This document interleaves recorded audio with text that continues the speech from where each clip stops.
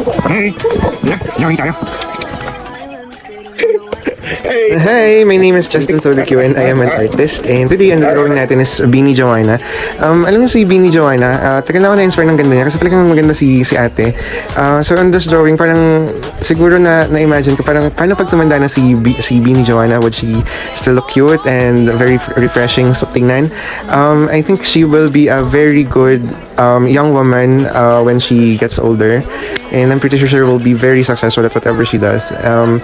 And sorry ngayon ko lang na nagawa kasi talagang maganda si Joanna, no? Medyo ang daming detalye dun sa mukha niya na hindi ko ma-express dun sa drawing ko kasi alam niyo, napansin ko sa ibang tao kasi yung ibang tao maganda pero ang hirap i-drawing. So ngayon ko lang napapagtanto yung mga bagay na yun.